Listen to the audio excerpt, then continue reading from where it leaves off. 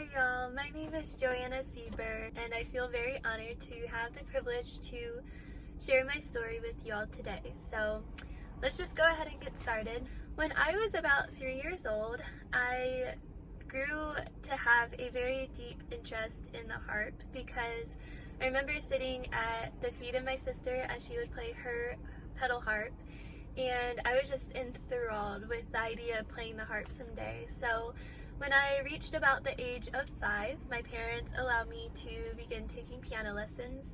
And I really took off with that, and then by the age of 7, they allowed me to take harp lessons. So that's how my musical journey began. And then over the years, I had offers and wonderful opportunities to be able to train with some world-renowned pianists. And then also by the age of 11, I began studying with Rebecca Smith, who was the principal harpist at the Kennedy Center in Washington, D.C. So that's how all of that started.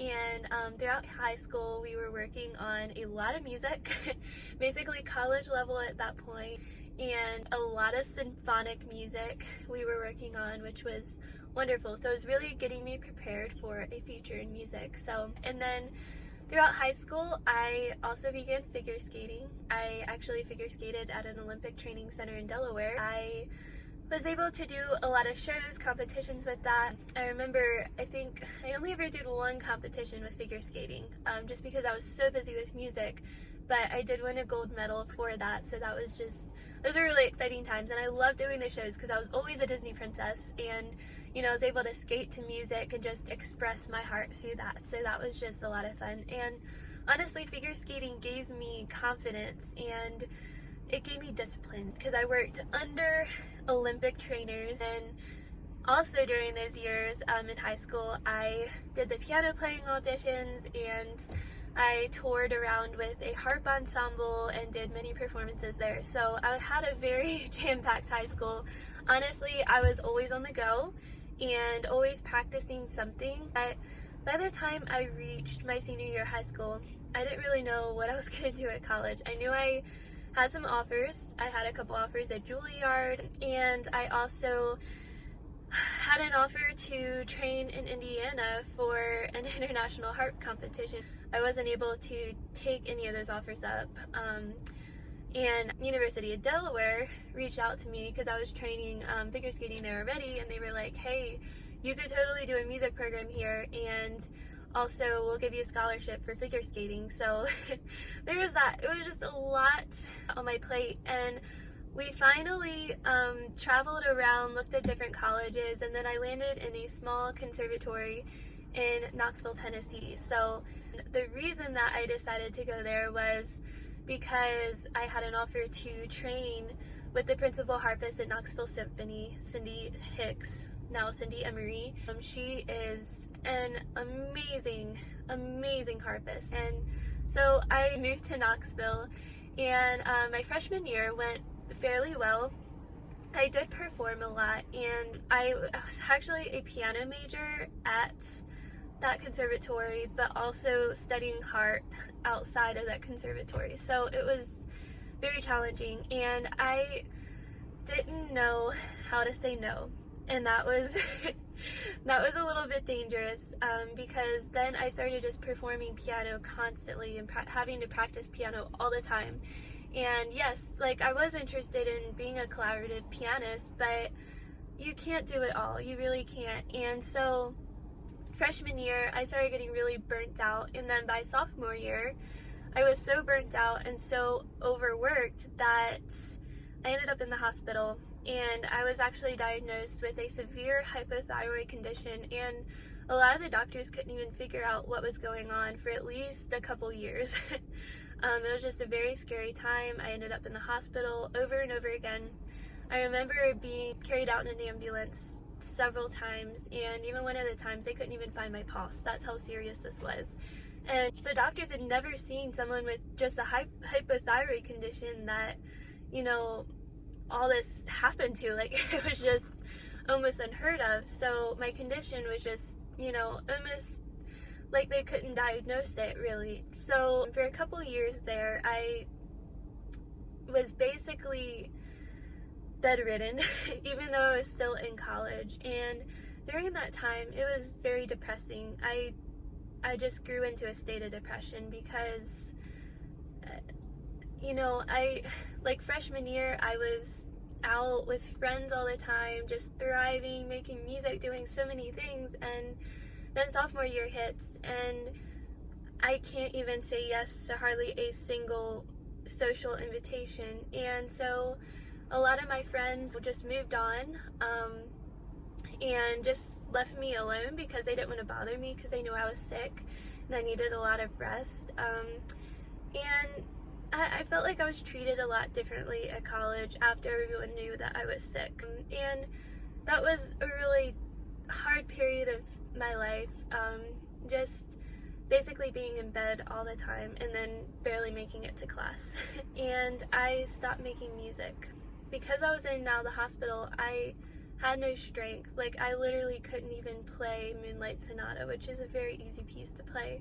I couldn't even play a C scale on the piano. I was so sick, and it was just such a sad time. And I felt like I had lost my voice in music, and I didn't know where to turn. I really didn't. And I just remember sitting in my dorm room just crying every day, because I couldn't do what I loved to do. And I got to the point where I didn't want to do music anymore. I just wanted to go home. I didn't want to be at college. I, just wanted to can it. And I remember one day, my professor, he was actually the cello professor at that conservatory, and he was also the conductor of the orchestra that I was in, because I was principal harpist and the pianist at times. He sat me down one day and he was like, "Joanna, what has God put in your heart to do with your life? Because I see that you're depressed." And no one had really caught on to that yet, that I was not doing well emotionally and mentally. I was just at a state of giving up entirely. And I just started tearing up. I was like, I want to play the harp. I'm literally done being a piano major. It does not bring me joy. It's not what I love to do. And I can't even play anymore. I'm not expressive. Like, yes, I have a little bit more strength now, but I was like, I have no song in my heart anymore. He's like, "Joanna, you have to find it. Stop doing all these things. You don't have to be a pianist. You don't." He was like, "Stop trying to do all these things. Just find what the Lord has put in your heart to do. What do you dream of doing? What is it? Find it and do it." And I was like, okay, well, I want to play the harp. I did not come here to learn piano, and I've already basically wasted like 3 years just working on piano. And so he was like, okay, then get out of it. Do the harp, pursue the harp. And that day I went into the practice room and I found my voice again. And I was able to express in music. And it was the first time I have been able to express myself in music for literally a couple years. And I just bawled my eyes out. My professor I don't know how the Lord put it on his heart to speak to me that day, but that changed the course of my music career. And since then, Mr. Danny Griffin, my professor, he's given me opportunities at the Titanic Museum in Pigeon Forge. He's helped me perform there. He even has made it possible for me to go to Carnegie Hall this summer.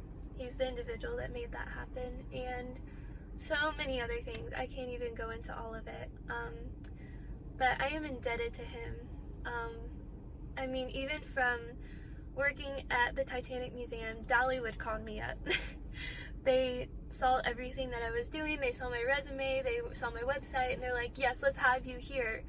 And so many opportunities have come up, and I've performed with, symphonic groups. I've done so many things like that. My music career has just taken off. Like, I'm turning down work now. And I'm getting ready to graduate from Liberty University with my commercial music degree, which is exactly what I wanted to do. Because commercial music is more or less focused on social media and producing music, so I can produce my harp music. So it all just worked together and came together, and it's just because the Lord laid it on an individual's heart to speak to me. And praise the Lord. That's all I have to say. And also, I'm very indebted to my parents for just basically sponsoring my career, for paying for my music lessons, for just making things happen that way. Like, I would not be anywhere if it weren't for them. And I'm so thankful for them. I'm thankful for my husband, who has literally been my biggest encourager with just everything. So all these individuals have just been so instrumental, and I just want to encourage y'all with my story and how all this came about. And if you're struggling with depression and finding your voice, just pray to the Lord. Ask Him, what do you want me to do with my life? And don't forget to follow your dreams. Thank you for listening.